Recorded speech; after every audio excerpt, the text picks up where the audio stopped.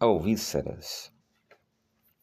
Nesse livro A Gnose de Princeton, na página 94, tem uma alegoria, uma ilustração bastante interessante de uma mesa de bilhar, na qual um suposto jogador, ele com um taco de sinuca, bate numa bola que, por sua vez, bate numa segunda bola e esta é encaçapada. Uma típica jogada de bilhar. Ok, e o autor vai usar esta ilustração para mostrar para você, leitor, que é preciso, para que haja sentido, é preciso que haja um ser intelectual que starte, que inicie toda a ação.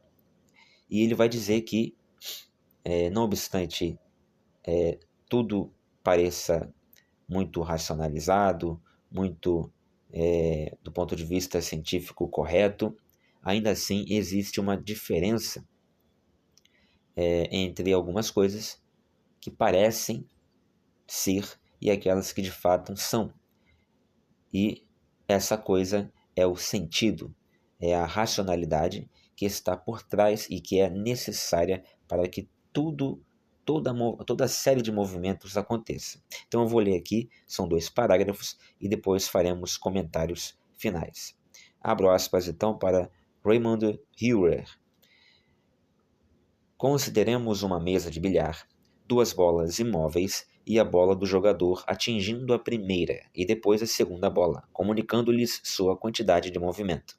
Em seguida, as 3 bolas param de rolar pelo efeito dos atritos. Então passamos a filmar tudo isso, projetando a seguir o filme ao contrário. Ou seja, ele vai propor agora que você já visualizou, que já mentalizou esta cena. Imagine agora essa mesma cena rodando ao contrário. Para a mecânica, todos os movimentos ao contrário são perfeitamente ortodoxos. As leis de conservação da quantidade de movimento e da energia cinética são respeitadas. O determinismo clássico também é respeitado. Se a bola A atinge a bola B, pode-se considerar igualmente que é a bola B que atinge a bola A. E o filme invertido parece tão natural quanto o filme normal.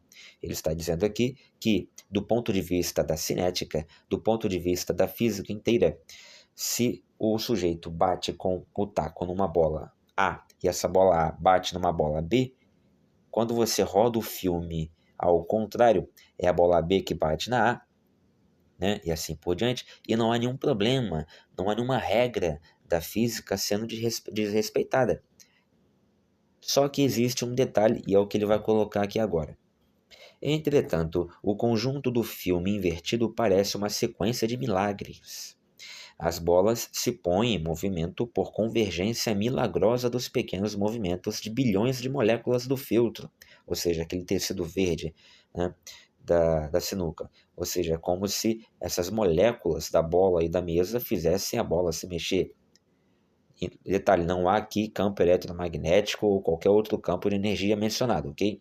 É como se fosse realmente uma movimentação imotivada das moléculas da bola e da mesa, do feltro da mesa de bilhar, fazendo com que essa bola se movimentasse ou se movimente miraculosamente.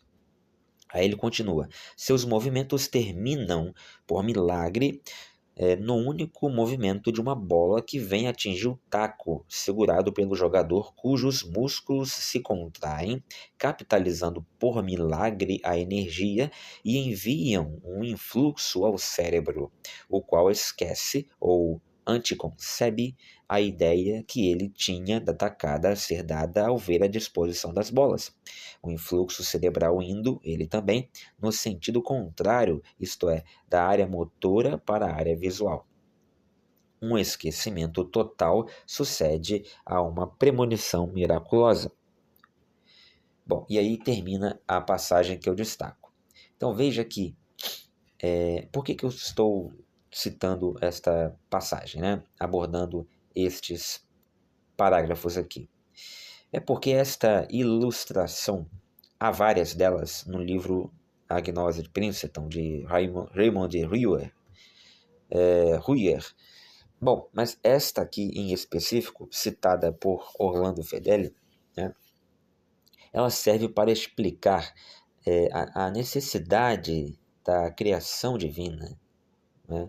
É preciso que haja um ser intelectual que coordene toda a série de movimentos. A necessidade da criação divina, a qual os ateus costumam atacar, né? E que com expedientes, às vezes argumentativos, né?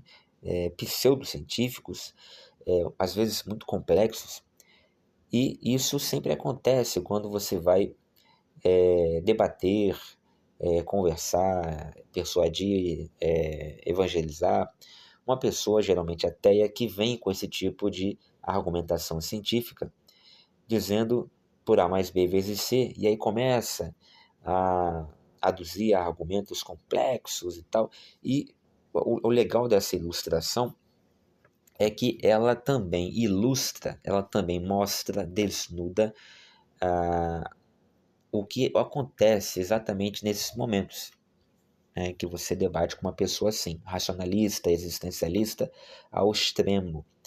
Por quê? Porque às vezes ela constrói argumentações tão mais difíceis, tão mais inverossímeis, tão mais incríveis, tão mais complexas, que chega a ser mais milagre, mais miraculoso, mais incrível crer, né, acreditar, seguir o seu influxo racional, a sua explicação, do que acreditar na criação divina do cosmos.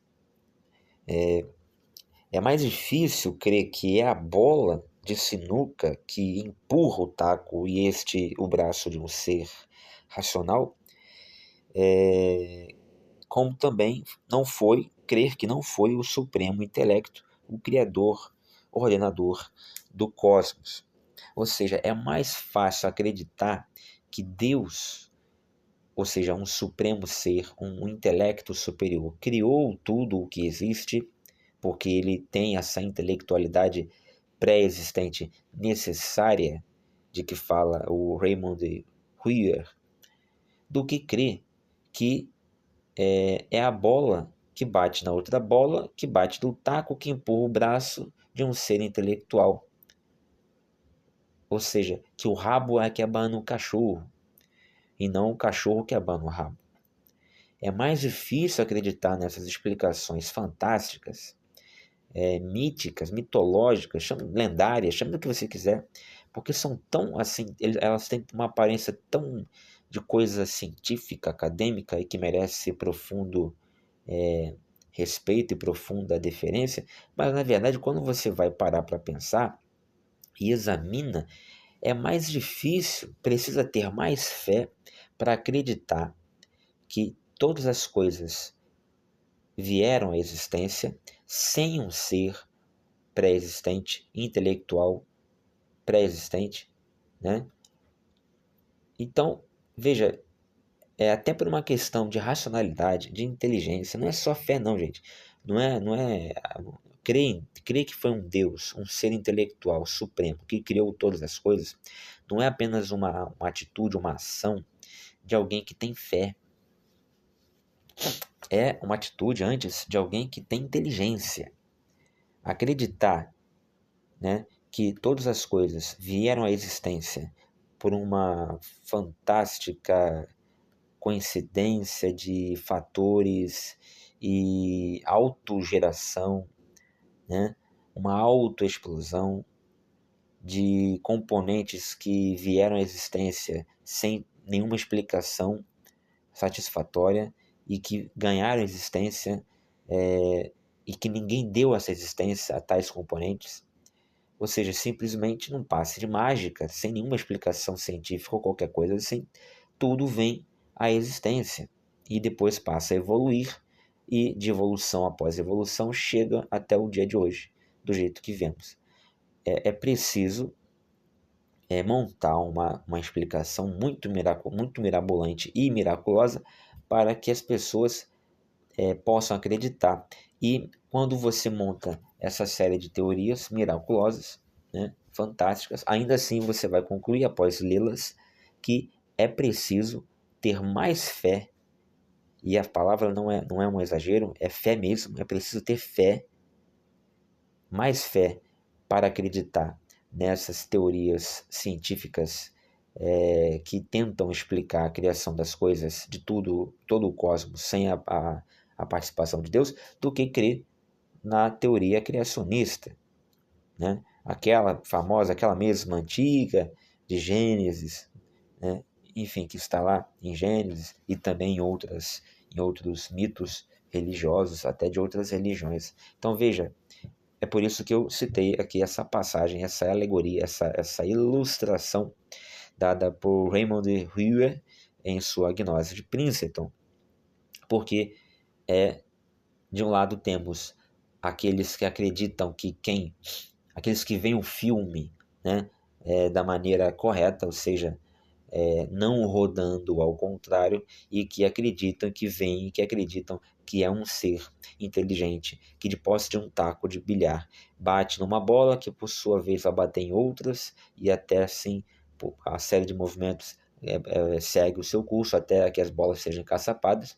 E de outro lado tem aqueles seres, aqueles indivíduos que acreditam no contrário, né, que veem o filme rodando ao contrário, ao inverso. Eles entendem não, que é a bola B que bate na bola A, que por sua vez empurra o taco, e que por sua vez o taco empurra o braço, e assim por diante, como vimos no relato.